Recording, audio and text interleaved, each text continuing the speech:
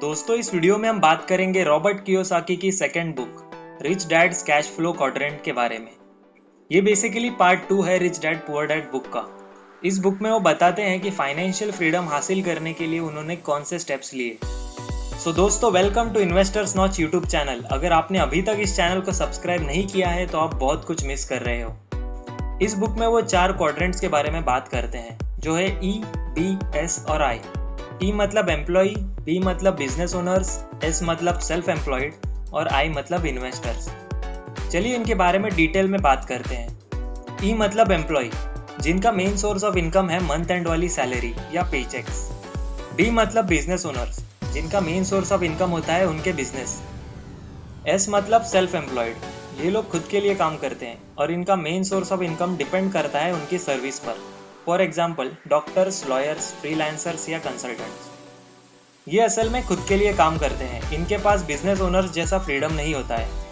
वो खुद असल में बिजनेस है, क्योंकि अगर उन्होंने काम बंद कर दिया तो कोई इनकम नहीं बनेगी। और आई मतलब इन्वेस्टर्स, ये वो है जिनका मेन सोर्स ऑफ इनकम उनके इन्वेस्टमेंट से आता है। For example dividends, interest and rent. हम में से सभी लोगों को प्रोग्राम किया जाता है ई बनने के लिए, और उसी क्वाड्रेंट के बारे में हम बचपन से सुनते हैं। हमें बाकी 3 क्वाड्रेंट्स के बारे में बहुत कम जानकारी होती है। रॉबर्ट के हिसाब से असली फाइनेंशियल फ्रीडम बी और आई क्वाड्रेंट में ही मिलेगी। ये लोग रिस्क भी ज़्यादा लेते हैं और उनकी इन्वेस्टमेंट से आने वाली पैसिव इनकम की वजह से वो खुद डिसाइड कर सकते हैं उनको कब काम करना है और कब नहीं। बी और आई क्वाड्रेंट के जो लोग होते हैं वो फ्रीडम को ज़्यादा वैल्यू देते हैं, जबकि ई क्वाड्रेंट के लोग जॉब सिक्योरिटी को ज़्यादा वैल्यू देते हैं। रॉबर्ट इस बारे में भी बात करते हैं कि किस तरह बी और आई क्वाड्रेंट के लोग कम टैक्सेस भरते हैं, क्योंकि उनके लिए बहुत से लूप होल्स होते हैं जिससे वो टैक्स अवॉइड कर सकते हैं। और ई एंड एस वालों के पास बहुत कम ऑप्शंस होते हैं। इस बुक का मेन पर्पस ये है कि आप जान ले आप कौन से क्वाड्रेंट में हो और क्या आप वहाँ रहना चाहते हो। मैं तो एक ई क्वाड्रेंट में बिलीफ रखने वाली फैमिली से बिलोंग करता हूँ, और कुछ साल जॉब करते करते मुझे ये रियलाइज़ हुआ कि मुझे एक्चुअल में तो बी या आई क्वाड्रेंट में इंटरेस्ट है।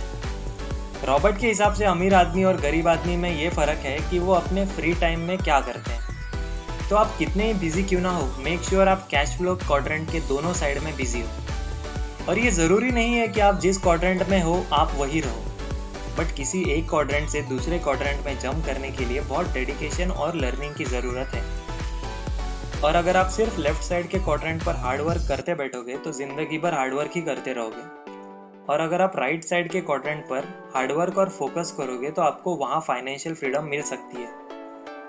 और एक क्वाड्रेंट से दूसरे क्वाड्रेंट में जंप करने के लिए माइंडसेट में किस तरह से शिफ्ट लाना है और एग्जैक्टली कौन से स्किल्स ज़रूरी है, उस बारे में इस बुक में डिटेल में बताया गया है।